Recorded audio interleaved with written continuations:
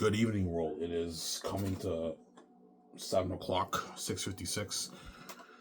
I decided to make another video. There's not no watch, so yeah. Well, there is stuff to watch, but I don't feel like watching. Some days you don't feel like watching certain stuff. Yeah, like I want to finish the Game of Thrones season. I'm on end of season 2 for Game of Thrones. I want to finish all the Marvel shows, all that stuff. I already watched She-Hulk, Moon Knight, Captain America, Hawkeye, Ms. Marvel. I saw all those shows. Now I'm catching up on the other ones. Yeah, it's cold in my room, man. I'm next to my heater here, but it's still a little cold, yeah. Obviously. This video might only be maybe 15 minutes, guys, and I'm done. And after this, I'm going to take a nice hot shower, and I'm going to enjoy the show with you guys. Yeah. I'm going to talk about the Bible again. This is how you fruit your arguments are in.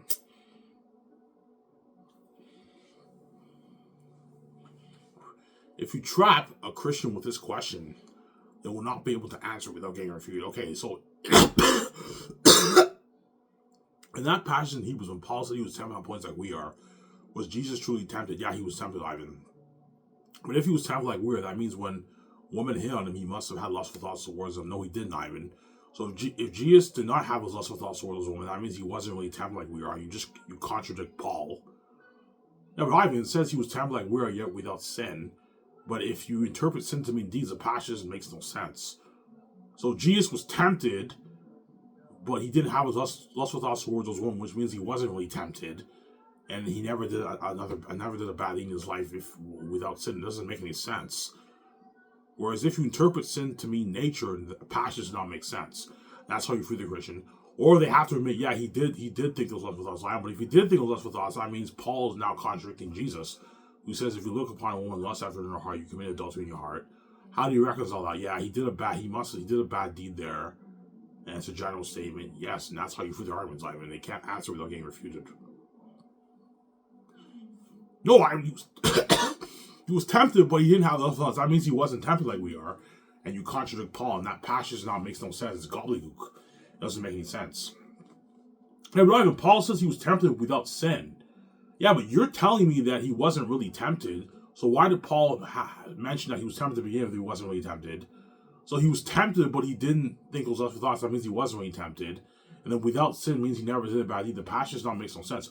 He was tempted, but he wasn't really tempted because he did those lustful thoughts, and he never did a bad deed in his life after that. If you interpret without sin to mean deeds, it doesn't make any sense. The passage now is gobbledygook. It doesn't make any sense. That's how you free the arguments, Ivan. Because the Christians are inconsistent when it comes to Christ's holiness. Yeah, but Ivan, if we admit that Jesus is a bad thing, that means that contradicts Jesus, who said if you look at one way lesser in your heart. Well, now I'm going to throw the Old Testament argument right back at you. In the Old Testament, when God wrote on the rock the 10 Commandments, thou shalt not murder. If you murder, it's a sin. And yet he's murdering people left and right in the Old Testament. Did God break his own law? Did God contradict his own law? Is he still a holy God? He's still a holy God. Okay. You just got refuted because you're applying double standards towards the nature of Jesus. It's okay for him in the Old Testament as God to murder people. Well, Ivy, if you admit that Jesus did a bad deed, that means Christ failed. Well, by your logic, if you think Christ failed because he did a bad deed, that means he failed long before he even became flesh, because he was murdering people left and right in the Old Testament. So if you're saying that Christ failed because he did a bad deed when he took on flesh, that means he failed long before he took on flesh in the Old Testament. He's murdering people left and right in the Old Testament. And there's nothing worse than murder, man. Murder is the worst sin you can possibly commit, man. Yeah, there's nothing worse than murder. Yeah, Jesus is murdering a lot of people in the Old Testament. How do you reconcile? You refuted us. Yes, I refuted you. If you're going to say Christ failed because he messed up a little bit, then you also have to say he failed in the Old Testament. As the Old Testament, he's murdering people left and right before he even became flesh. How do you reconcile that? Yeah, I can't reconcile that. You refuted me. Yes. You trap a Christian with the temptation patches, they can't answer without getting refuted. So I'm a genius. I know how to trap you. I'm corny. I'm a genius. I'm an intellectual genius. Yeah.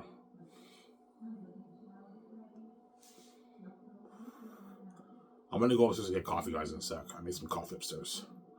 I'm an intellectual genius. I learned it from Sam Shamoon. Yeah, you trapped this. If we say Jesus was tempted, but he never had lustful thoughts towards a woman, that means we contradict Paul, who says he was tempted like we are. Yeah, if you're saying Jesus was tempted in a different way, that means he wasn't tempted like we are, and you contradict Paul. Well, I mean, it says, the next verse, it says without sin. Okay, but yes, it says without sin, but if you're saying that Jesus didn't think of lustful thoughts, that means he wasn't really tempted. What's the point of Paul saying he was tempted if he wasn't really tempted? And then, so you're basically saying that Jesus was tempted, but he wasn't tempted like we are. You contradict Paul. He was tempted, but he didn't have lustful thoughts, so that means he wasn't tempted like we are. And after that, hence he didn't do a bad deed. And after that, he also never did a bad deed after that too. If you interpret the without sin to be his deeds, it doesn't make any sense. The passage makes no sense. You see what I'm saying? Yeah, I was just saying, yeah. Yeah, if we say Jesus was tempted, but he didn't have lustful thoughts towards those women when they were hitting on him, that means he wasn't tempted like we are. We end up contradicting Paul. Or we have to admit that he was tempted like we are. But if he's tempted like we are, that means he must have had lustful thoughts towards those women. And Paul ends up contradicting Jesus, who says if you look upon a woman lust after in your heart, you commit adultery. And that means we have to admit that Jesus did the bad deed. It's a general statement. Or we have to butcher the scriptures. Yes. And that passage now makes no sense. You're saying that Jesus was tempted, but he didn't have lustful thoughts towards women. That means he wasn't tempted like we are. And you contradict Paul. But if you admit that he was tempted like we are, then that means Jesus did a bad deed, and Paul contradicts Jesus in the Gospels, and you have to admit that Jesus did a bad deed, and that's a general statement. Those are your two options. And that's how you trap the Christian with that passage, Ivan. And once the Christian now admits that Jesus did one bad deed, now their whole argument how Jesus never did one bad deed falls to shreds. Because they admitted that he did one bad deed. And that's how you destroy the arguments, Ivan. I'm a genius. Yeah.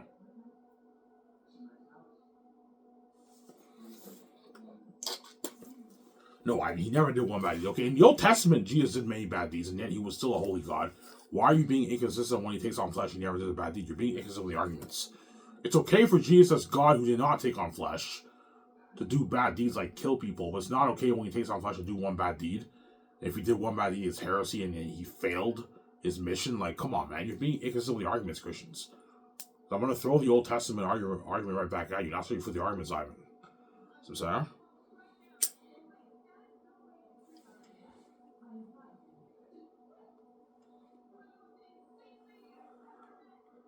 Yeah. I'm off tomorrow again. My fucking boss cut my hours, man. I think I only work this week Saturday. Maybe next week he'll give me 3 shifts, but I think this week I only work Saturday. I'm alone on Saturdays now because Anthony doesn't work Saturdays anymore. So I'm alone now, yeah. Saturdays are busy. Yeah.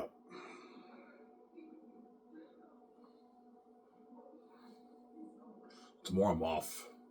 Then starting February 1st, I'm going to start going on the treadmill. I'm going to lose this weight. I want to lose weight, eating healthy. I'm going to stop ordering junk food. I'm going to eat healthy, you know what I'm saying? I have to eat healthy. It's important.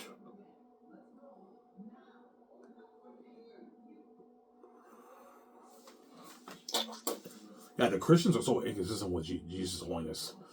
And that's how you refute their arguments, Ivan. If you get the Christian to admit that Jesus did one bad deed, now their whole argument how Jesus being sinless he never did a bad deed falls to shreds. And you destroy their whole system. About how I think the whole thing about Jesus never did a bad deed is bullshit. As Paul admits that Jesus did a bad deed in that passage, he was tempted like we are. Well, if he's tempted like we are, that means when women were hitting on him, he obviously had lustful thoughts towards them, which means he did commit adultery in his heart. But because he thought those thoughts, did he sin? Did he call his relationship with the Father? No. You have to look at the context. He's living a good holy life. He's in constant communication with the Father. The Father is so pleased with his life, yeah. Yeah. Yeah, but Ivan, he's a righteous judge in the Old Testament. Yes, he is a righteous judge, but it's still a bad deed. Murdering someone is still a bad deed. And in the Bible, it says if you murder, you commit sin. And yet, the God of the Old Testament is murdering people left and right. Did Jesus sin there? Is he still a holy God even though he committed a horrific act? Yes, he is. Then why are you being inconsistent if he takes on flesh? He thinks a bad thought and he does a bad deed. He's no longer holy. Christ failed. Like, you're being inconsistent with the arguments. Yeah. That's how you refute their arguments, Ivan, because the Christians are inconsistent when it comes to Christ's holiness.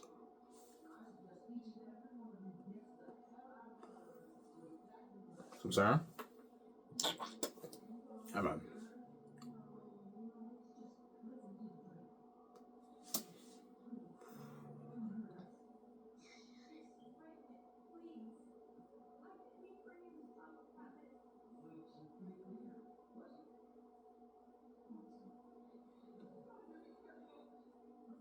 Yeah, you got me there. We either have to butcher the passage, and the passage now makes no sense, or we have to admit that Jesus is the bad deed. Yeah, those are your two choices, obviously. If you're saying that Jesus was tempted, but he did not have the lustful thoughts of those women they're hitting on him, that means he wasn't tempted like we are. He was tempted in a different way. You end up contradicting Paul, and that passage now makes no sense. Yeah, but Ivan, it says without sin after that. Okay, so Jesus was tempted, but he did not have lustful thoughts, which means he wasn't really tempted. So why did Paul say he was tempted to begin with if he wasn't really tempted? Like, why did Paul say he was tempted like we are if he wasn't tempted like we are? You have that dilemma. So he was tempted. Jesus was tempted, but he never did he never had his love thoughts. That means he didn't do a bad deed. And then after that, without sin means he never did a bad deed. So he was tempted, but he never did a bad deed. And after that, he never did a bad deed ever in his life. If we have without sin, that doesn't make any sense. The passage makes no sense. It's gobbledygook. Whereas if you interpret sin to mean in nature, now it makes sense. Yeah, he was tempted, like we are. He thought all thoughts was one, but he had no sin in him. He was without sin. Talking about his nature, not the deeds. If you interpret it to mean deeds, the passage now makes no sense. Because why is Paul mentioning he was tempted to begin if he wasn't really tempted like we are? He wasn't tempted like we are. Why did Paul say he was tempted like we are if you wrote Hebrews? So he wasn't really tempted like we are. He was tempted in a different way. And yet without sin means he never did a bad deed. So he was tempted, but he never thought that means he didn't do a bad deed. So why did Paul say he was tempted to begin with like we are? And after that, he never did a bad deed for the rest of his life without sin. It doesn't make any sense. No, that makes no sense. It's gobbledygook. Yeah, and that's how you prove their arguments, Ivan. Some Sarah?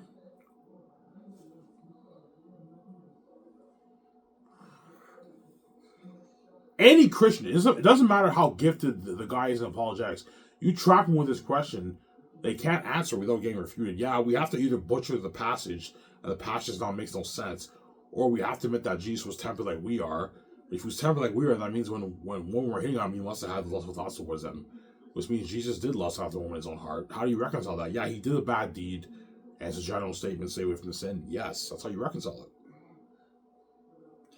I'm a genius. I know how to corner you. I have the wisdom of God. Some Sarah? Yeah. I've stopped playing with my hair. It's not good. Yeah.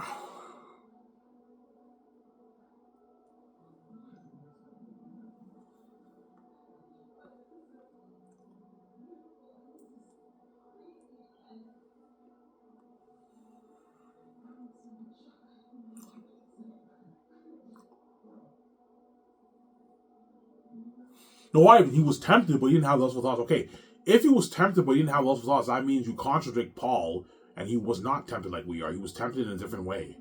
That human beings are not tempted. How do you reconcile that? Paul said like we are. He made the connection like we are. That means Christ wasn't tempted like we are. You contradict Paul, or you have to admit he was tempted like we are. But if he was tempted like we are, that means he must have had lustful thoughts when they hit on him, which means Jesus did the bad deed, and that passage is a general statement. That's how you reconcile it. You have to admit that Jesus did the bad deed. No, Ivan, he was tempted, but he didn't have lustful thoughts. I mean, why is Paul saying he was tempted like we are? You contradict Paul. He was tempted in a different way, not like we are. You contradict Paul, and the passage now makes no sense. You have to butcher the scriptures. And that's how you prove their arguments, Ivan. I'm a genius. I'm a genius. And give me a sec, guys. I'm going to go upstairs and get some coffee. I'll be back in a sec. Let's give it if you don't want to wait. I hope you guys enjoying this show.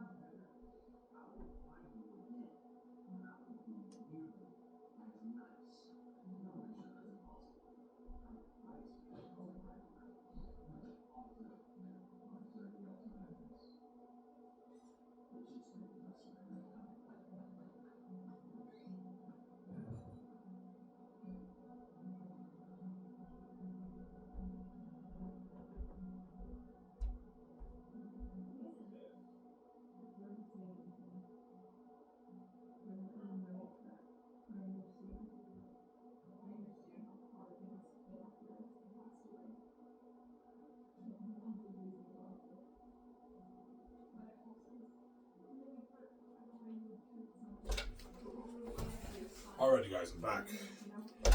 Well, I'm supposed to get my coffee. Sam's like, all right, you should do apologetics. You're gifted, I know, but I don't want to do apologetics when I'm king. I want to be a movie star with my wife.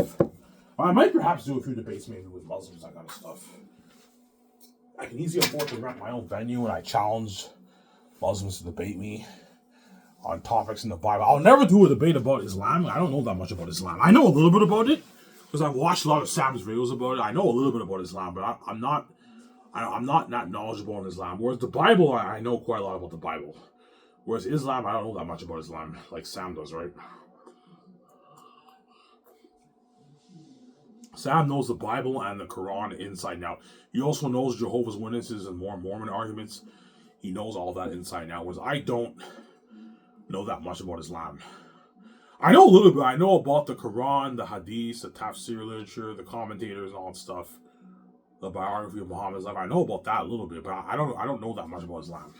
I know a little bit because I've watched a lot of videos, but I don't know that much about Islam. Until I've never debated an Islamic topic. But the Christian topic, I could debate that. All I gotta do is study the scriptures a little bit, and I can do a debate. Chances are I won't. I'll just stick to movies with my wife. I'm not interested in doing apologetics. Apologetics is fun, but my dream job is to be a movie star with my wife. I don't want to do apologetics. But apologetics is fun, though, obviously. I'm sorry. Yeah. Yo, I mean, you trap me, man. If we either have to admit that Jesus did the bad deed, or we have to find a way to tap dance around that passage and butcher the scriptures. Yes, you're saying that Jesus was tempted, but he did not have lustful thoughts of those women. That means he wasn't tempted like we are, and you contradict Paul. And that passage now makes no sense. You have to find a way to butcher the passage and tap dance around it. And it now makes no sense. It says tempted like we are yet without sin. Okay, so he was tempted. You still have a problem, because if you're saying that he was tempted but he didn't have lustful thoughts towards women, that means he wasn't really tempted to begin with, and he wasn't tempted like we were. You still have a contradiction. And if without sin means he never did a bad deed, that means he was tempted, but he never did the bad deed, and after that he never did the bad deed for the rest of his life. It doesn't make the passage makes no sense. If you're interpreting sin to mean deeds, it makes no sense. You see what I'm saying? Yeah, he was tempted, but like he didn't think of lustful thoughts. That means he wasn't tempted like we are. You contradict Paul. As he wasn't really tempted. And after that, without sin, he never did a bad thing in his life. The passage makes no sense. It's gobbledygook. And you end up butchering the scriptures. Yeah, that's what the Christian has to do. Yeah, I have to either butcher the scriptures and contradict Paul, or I have to admit that Jesus did the bad deed because he was tempted like we are, which means we warned him. He must have had love with thoughts towards him. Yes. And that's how you know without sin is talking about his nature. It's not talking about his deeds.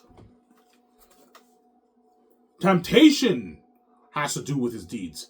But the tempting passage has to do with his deeds, but the without sin is talking about his nature. That's the only way to reconcile the passage. It doesn't make any sense if it means his deeds. You know, I mean, he was tempted, but he never did a bad deed. But it says he was tempted like we are. So if a woman are hating on him, was he not tempted like we are? Yeah, he was. Then he must have had a love for lost world's woman. That's what you fit him, Ivan. He did the bad deed. Refutation, yeah. I'm a genius.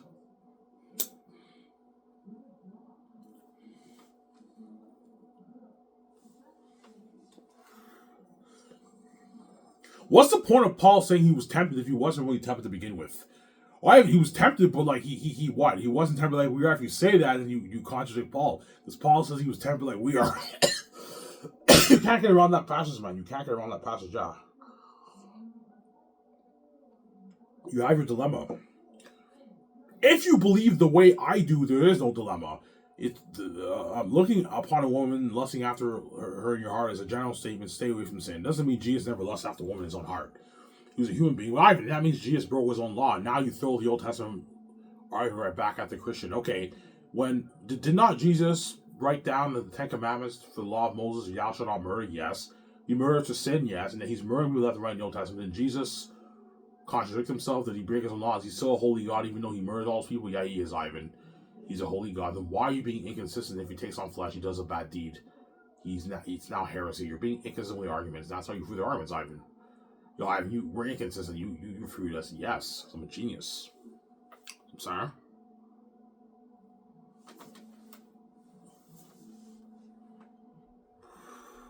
I'm a genius. I'm a genius, yeah, man.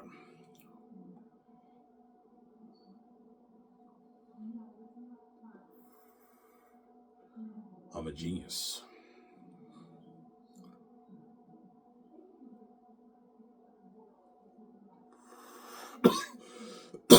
We'll take a nice hot shower after this. Yeah, it's already coming, 8 o'clock. It's getting late.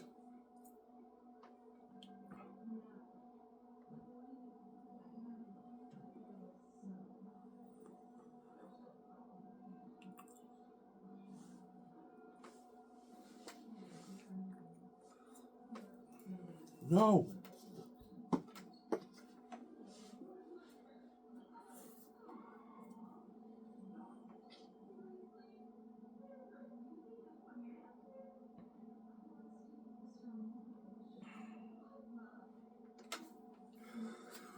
Yeah.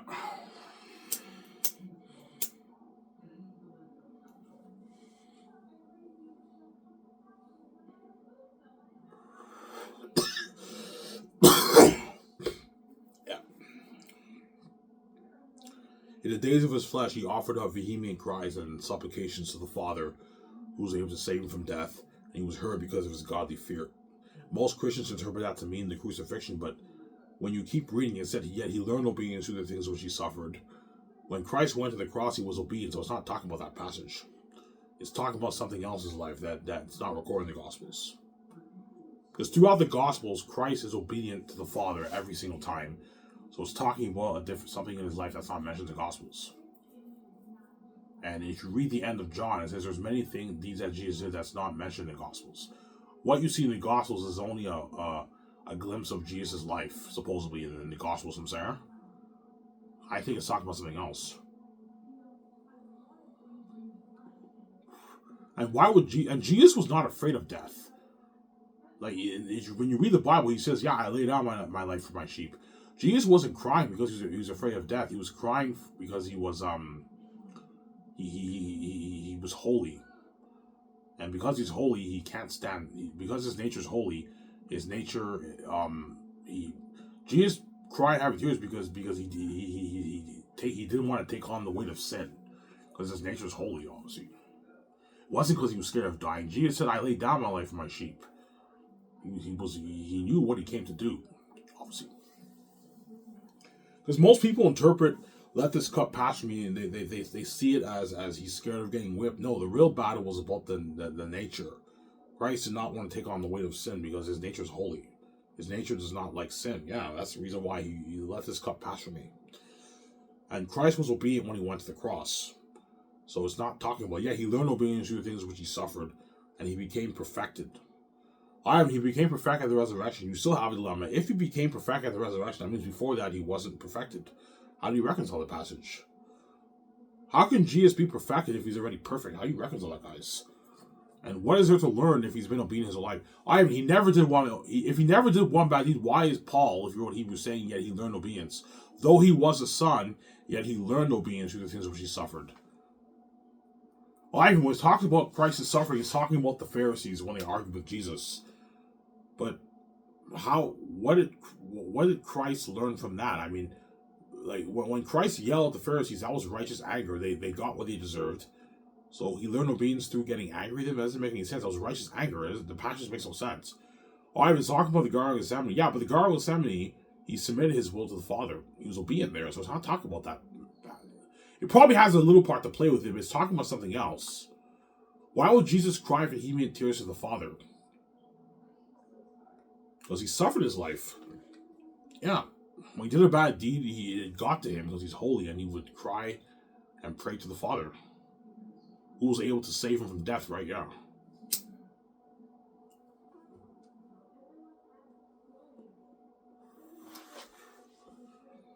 And it says in the days of his flesh, days plural. things which he suffered. Things, plural.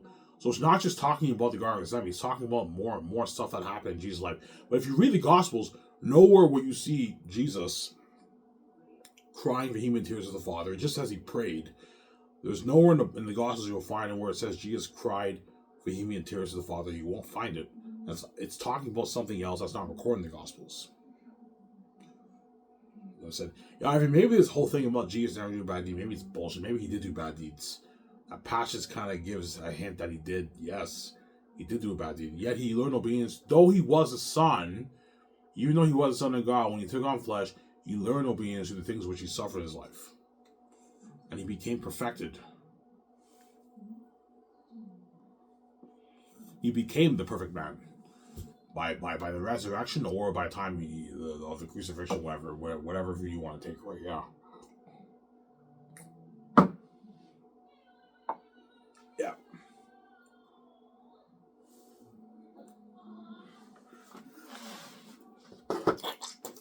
Some Sarah?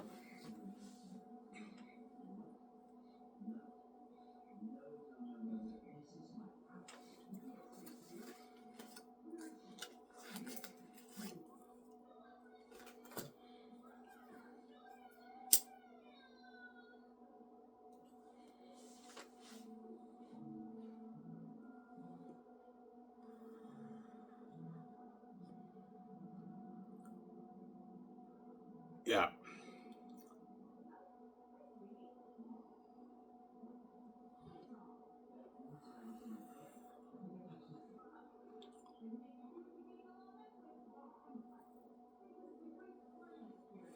Yeah, if you say that Jesus is a bad, that means Jesus failed. He failed to Christians will tell me, yeah, you're saying Christ failed because he did a bad deed. Okay, well, you also have, if you're going to say he failed, that means he failed in the Old Testament too. Because in the Old Testament, he's doing a bunch of bad deeds. He's murdering people left and right. And he had the commandments, thou shalt not murder. If you murder, it's a sin. And he's murdering people left and right. Did Christ fail too as God in the Old Testament? No, he didn't, Ivan. He was a righteous judge. Even though he is a righteous judge, he still did the bad deed. He still murdered people. It's still a bad deed, even if he's a righteous judge. How do you reconcile that? He's still a holy God, yes. But why are you being inconsistent with the arguments? It's a refutation. You're being inconsistent with the arguments, Christians.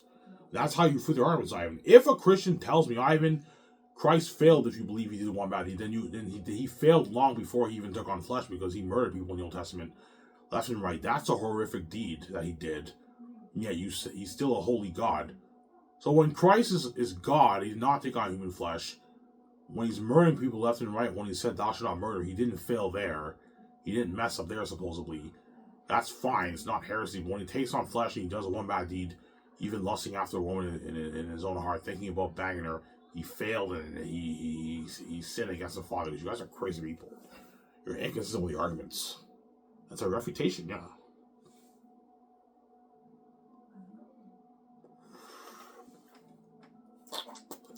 Yeah. It's okay for him as God when he didn't take on flesh to murder people, but it's not okay when he takes on flesh and he has human weaknesses and temptations to do a bad deed.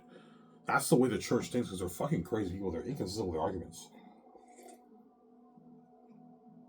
I call this the Christianity dilemma. Christians are very inconsistent when it comes to Christ's holiness in the Old Testament, New Testament. They're inconsistent. And that's why a lot of Muslims, they always bring up the Old Testament. Yeah, you're saying Jesus loves you. He's a holy, good man. And in the Old Testament, he's murdering people left and right. How do you reconcile that? And that same Jesus, by the way, the same Jesus you say never did one bad deed in his life, obviously, he's coming back to judge the world. He's going to murder people when he comes back. That's the same Jesus in the New Testament who did take on flesh. He's coming back to murder and judge the world. That's a bad deed, and yet he's still a holy God. So why are you being inconsistent with the arguments? That very same Jesus who took on flesh is coming back to what? To judge the world. He's going to murder a bunch of people left and right. Even though it's righteous judgment, he's still doing a bad deed, right? Is Jesus sinning? Is he still a holy God even though he's coming to judge the earth? Oh, he's still holy. It's a refutation. You're being inconsistent with the arguments. Yeah. And that's how you prove their arguments, Ivan. They're inconsistent, the Christians. You got us. We say Jesus lusts after the woman's own heart. He's sinning against the Father, but yet he's coming back to judge the world as a righteous judge. Even though it's righteous judgment, he has every right to judge. He's still doing a horrific bad deed, murdering people, right? Is he still a holy God even though he's coming back to judge the world? He's doing those horrific acts. He's still a holy God. I mean, you got refuted and you're being inconsistent with the arguments. Yeah. Yeah, it's okay for Jesus when he comes as a suffering Messiah it's not okay for Jesus when he comes as a suffering Messiah to do a bad deed, but when he comes back from heaven as king in glory, he's murdering people left and right, that's okay. In the end of the Bible, when Jesus comes back to judge the world, that's okay. It's not a bad deed anymore. Yeah. So when Jesus is a suffering Messiah, in his first coming, when he came to die on the cross for sins of the world, supposedly, if he does one bad deed there, that's heresy. But then after that, when he comes back to judge the world, now when he murders people left and right, and he does those horrific acts, it's no longer heresy. It's completely fine. Because Christians are inconsistent with their arguments. It's a refutation. Have you got me there? We're inconsistent. Yeah, you're being inconsistent with the arguments, guys. That's how you prove their arguments. Yeah.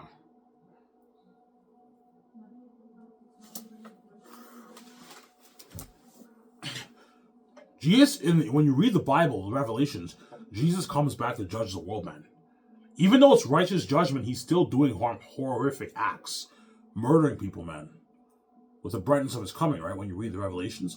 But when he does that, it's fine. It's not heresy when he comes back as king. But when he's a suffering servant, you know what I'm saying? If he does one bad deed, it's heresy. Christians are so inconsistent with their arguments. It's crazy. And that's how you fit their arguments, Ivan. They're inconsistent. Yeah, there you go. Yeah, but Ivan, what about all the passage that talks about the sinner and all stuff, the bad deeds? Yes, I agree. Sin, the deeds has a part to play with sin, obviously, but the real battle is about the nature. It's not the deeds. But the deeds has a part to play for sin, obviously. I agree with that. There's evidence in the Bible to show that your bad deeds has a part to play with sin, but the real battle is about your nature. It's not about the deeds. It's about the nature. So I'm saying? It's about the nature. Yeah. But deeds obviously has a part to play. There's evidence in the Bible to show that your bad deeds has a part to play with sin, but the real battle is about your nature. Your nature needs to be purified by the blood of Jesus, supposedly. So I'm saying? That's where I see it. Yeah.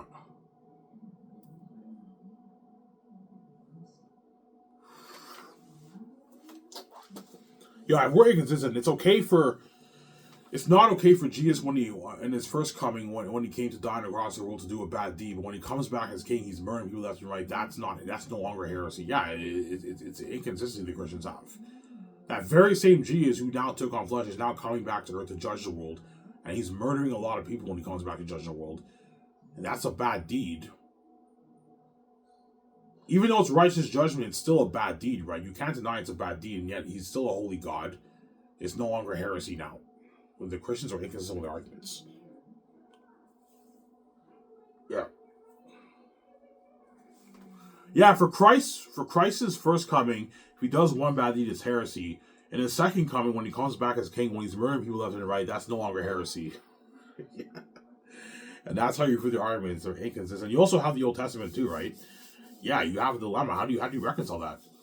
I call this a Christianity dilemma when it comes to Christ's holiness. The Christians are inconsistent with their arguments. And that's how you prove their arguments.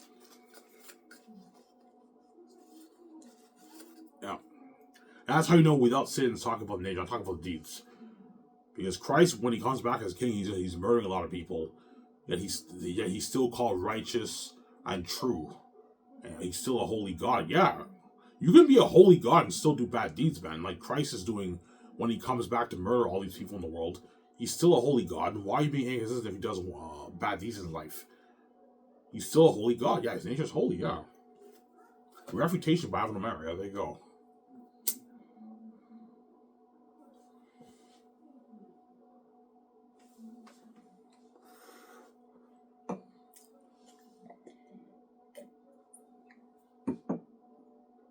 But think about this. In Revelations, when Christ comes back supposedly to judge the world, John calls him righteous and true.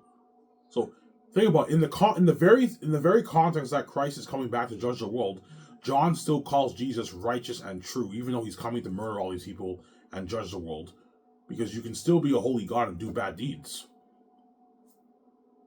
That's how you know when he calls Christ righteous and true. It's talking about his nature, not talking about deeds. In the context of him murdering people, coming to judge the world, John calls him righteous and true. But yet, Christ is doing an unrighteous deed by murdering people, so it's not talking about Christ's good deeds. It's talking about his nature. He's a holy God. His sinless nature. This is in the very context of him murdering people. John calls him righteous and true. Is he talking about Christ's good deeds? No. Christ is doing doing a bad deed in that context. John's obviously talking about Christ's nature. He's righteous and true. He calls him righteous and true as he's coming to earth to judge the world and murder a bunch of people. And John still calls Jesus righteous and true in that same context.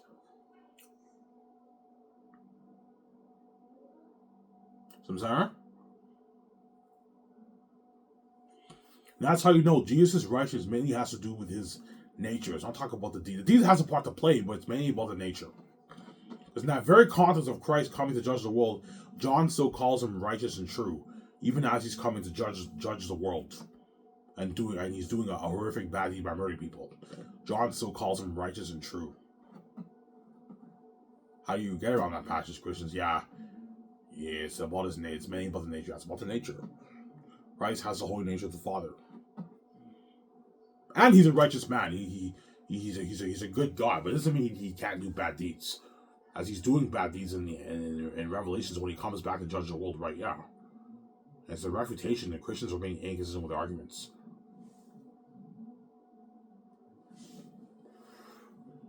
Yeah.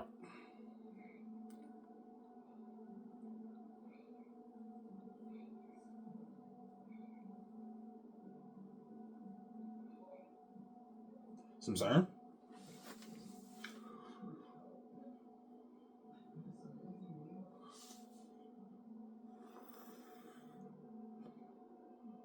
Yeah. But I know if I taught this in the church, the church would kick me out. They call me a heretic. If you're a heretic, you believe Jesus did bad deeds. Yes. You guys even admit that Jesus did a bad deed. In the Old Testament, he did bad deeds. And at the end of Revelation, he's doing bad deeds too. So you're being inconsistent with the arguments, guys. Yeah. You guys are inconsistent. Yeah, I call this a Christianity dilemma.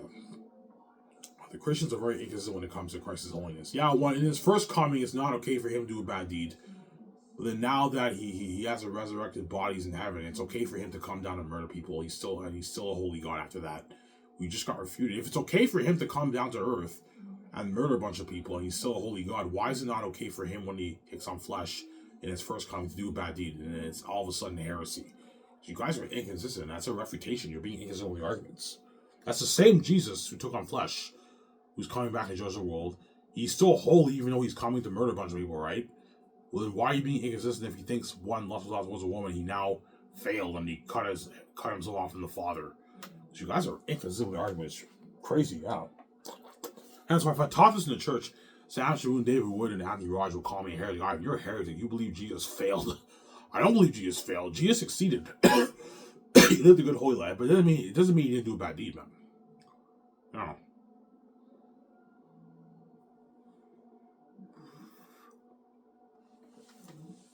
Samsara?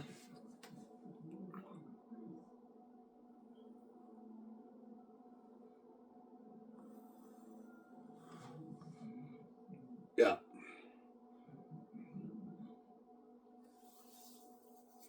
Samsara?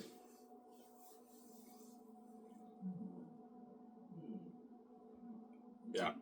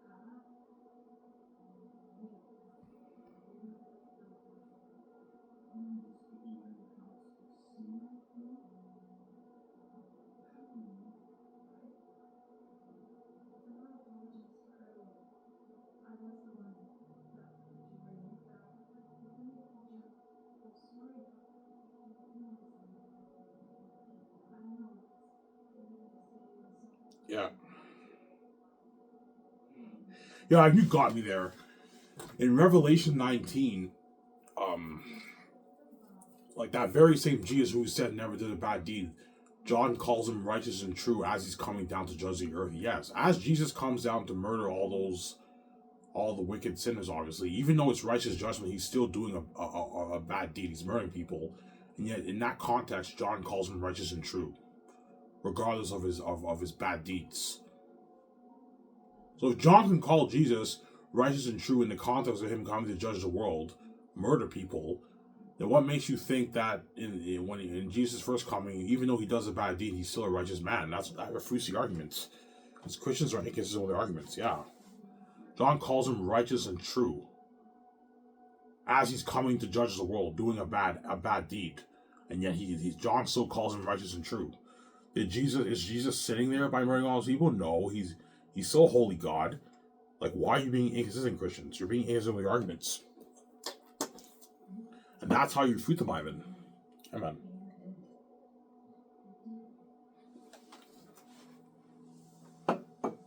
That's how you refute the arguments, Ivan. Because the Christians are inconsistent with arguments. But I know guys like Sam Shamoon, David Wood, Anthony Rogers think I'm a heretic. Yeah, you're a heretic. You teach a radical view of Jesus. You really believe he did a bad deed. If he did a bad deed, he failed. He failed and he sinned against the Father. He did one bad deed. Yeah, in the Old Testament and the end of the New Testament, he's murdering people. That's a bad deed. Yeah, but he's a righteous judge. Yes, he's a righteous judge, but he's still doing a bad deed, a horrific act. He's still murdering people, right? Yeah, it's a bad deed. Yet that's not heresy. But before he went to the cross, he did one bad deed. It's heresy. It's an inconsistency.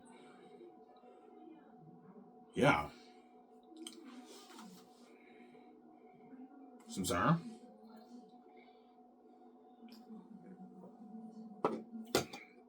Even if you say it's righteous judgment, he's still doing a bad deed. He's still murdering people, and yet he's still a holy God. And why are you being inconsistent if he does one bad deed in his first coming and it's all of a sudden heresy? It's an inconsistency there the Christians have. It's actually funny. Yeah. Samsara?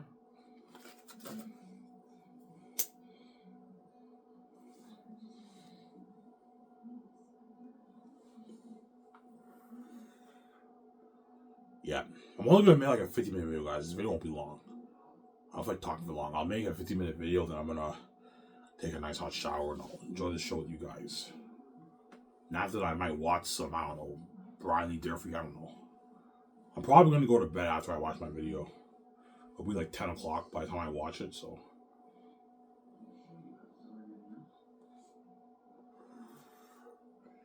Yeah.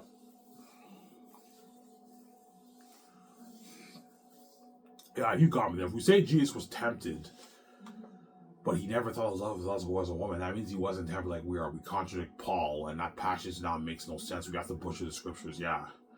Now, it says without sin after that. Okay, it still doesn't make any sense. Because you're saying that he wasn't really tempted to begin with, which means he wasn't tempted like we are. You contradict Paul. So he didn't do a bad deed because he wasn't really tempted. And after that, he also never did a bad deed because he didn't sin. I mean, it doesn't make any sense. You have to butcher the passage and it makes no sense. Whereas if you think of it the way I think of it, it makes sense. Yeah, he was tempted like we are, which means a woman or hang on to be lusted after a woman. But there was no sin in his nature. His nature was pure and holy, uncorrupt. That makes more sense. And because most Christians interpret without sin to mean the deeds. He never did one bad deed. I interpret to mean he was tempted like we are, which means he did have those thoughts towards women. But there was no sin in him. His nature was pure and holy.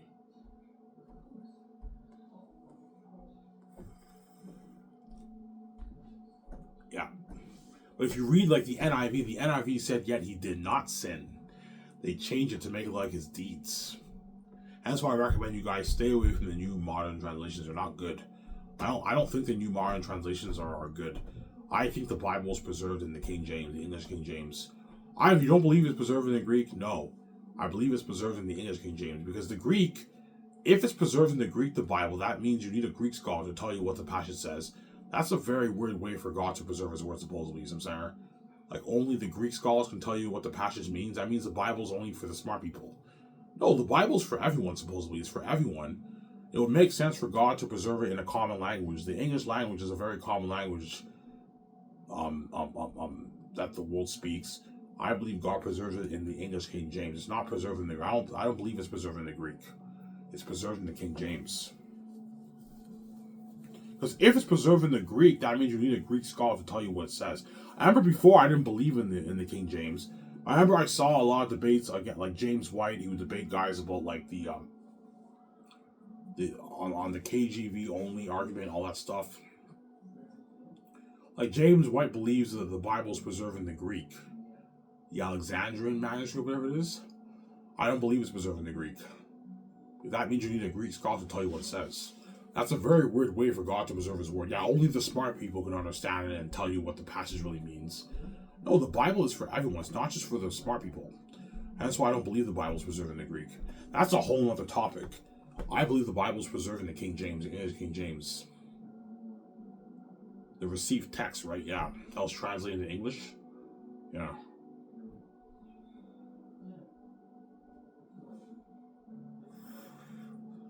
Yeah.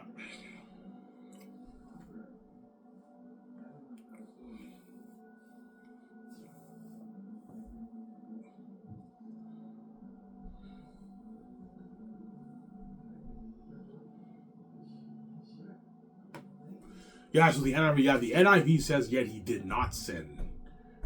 They try to make it sound like Christ's deeds. Whereas if you read the New King James and the King James, which I believe the Bible's preserved in, it says without sin. Huge difference between the word without sin and yet he did not sin, right?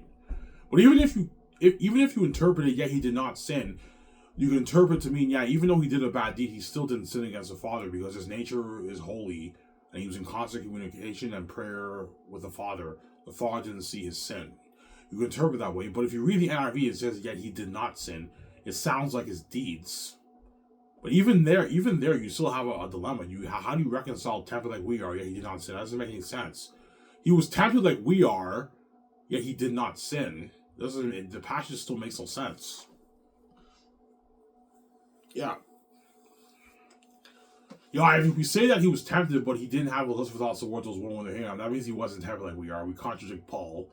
We have to butcher that passage. Yes, the passage not makes no sense. Or we have to admit that he did think of lustful thoughts. But if he thought of lustful thoughts, that means he committed adultery in his heart. And that means Jesus did do a bad deed, but that passage is a general statement, stay away from sin, yes. Did Jesus sin there? No, he didn't sin. I don't believe Jesus sinned in his life. You have to look at the context. He's still a holy God, even though he did bad deeds. Because he was in constant communication and prayer with vehement cries to the Father. And the Father saw that as a perfect man, he didn't see the sin in Jesus because Jesus has a righteous nature of the Father. So, Sarah?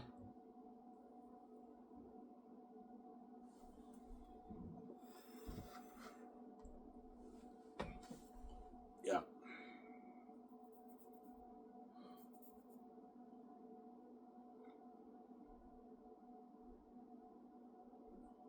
We do not have a high priest who cannot sympathize with our weaknesses. How can Christ really sympathize with our weaknesses if he wasn't really tempted like we are? If he was tempted but he didn't have lustful thoughts, that means he can't sympathize with us because he didn't really go through what we went through. No, he went through what we went through, but he wasn't really tempted. Well, that means he didn't go through what we went through then. How can he sympathize with us if he wasn't tempted at all? Yeah, how do you reconcile that? Yeah, it makes sense. He was tempted like we are. Like Paul said, right? Yeah. Sarah?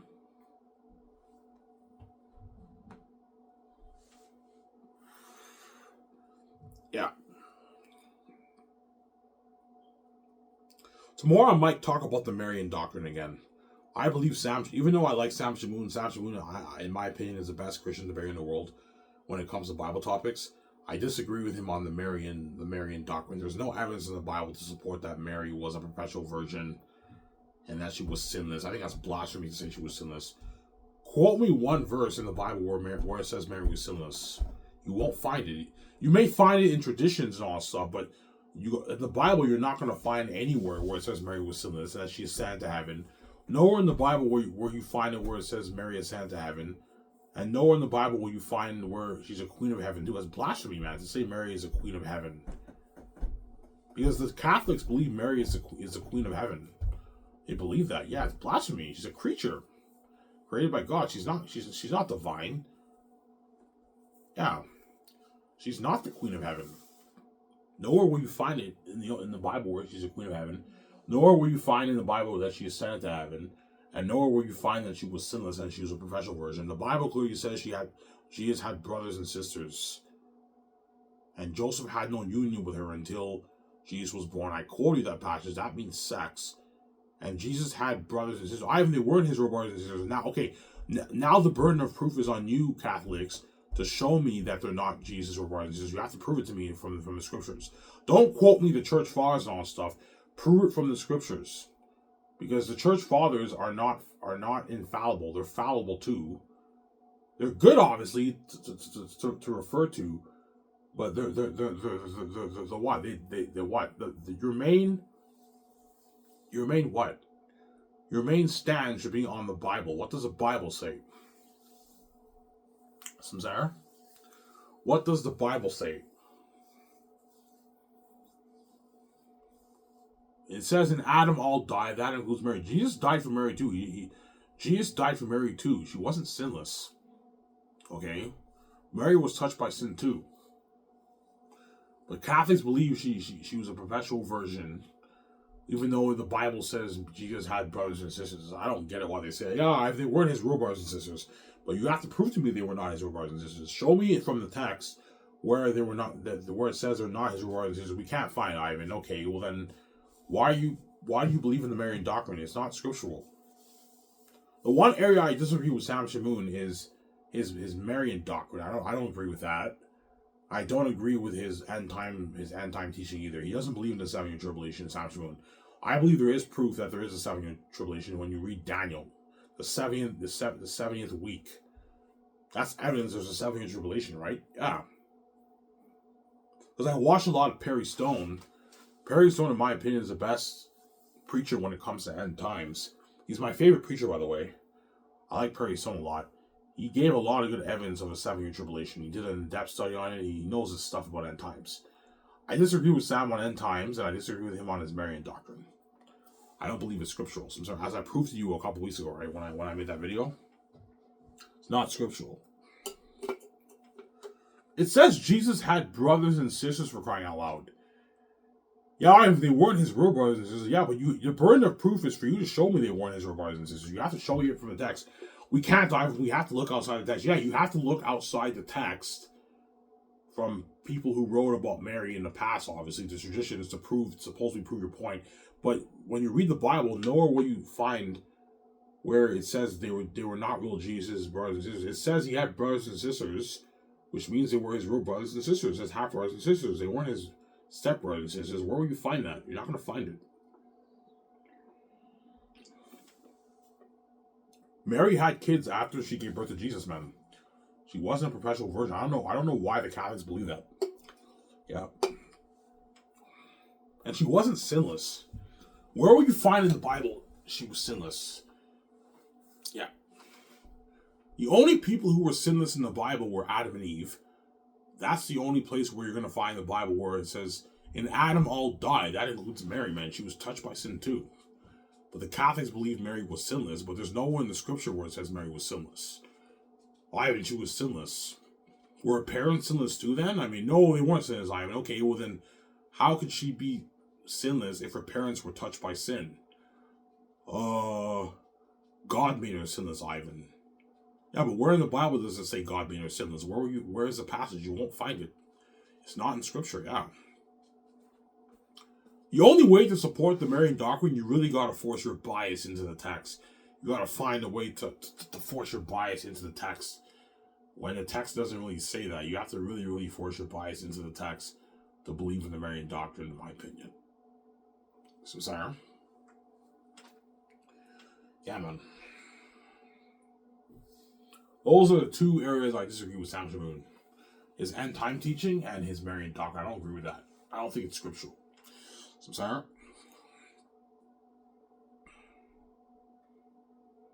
Ivan, do you believe in pre-tribulation rapture or post-tribulation rapture or mid-tribulation? I believe in pre-tribulation.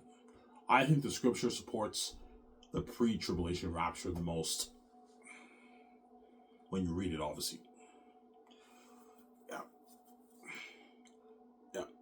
Anyways, guys, I talked for 56 minutes. I hope you guys enjoyed this show about the Bible. Stay tuned. I'll make a video tomorrow. I might talk about sky source as usual. I might talk about the Marian doctrine. I think it's not scriptural. We'll see what happens. This is Ivan the Mayor. I'm signing out. Peace, guys. I hope you guys enjoyed this show. Peace, guys. Don't hate me, I'm saying.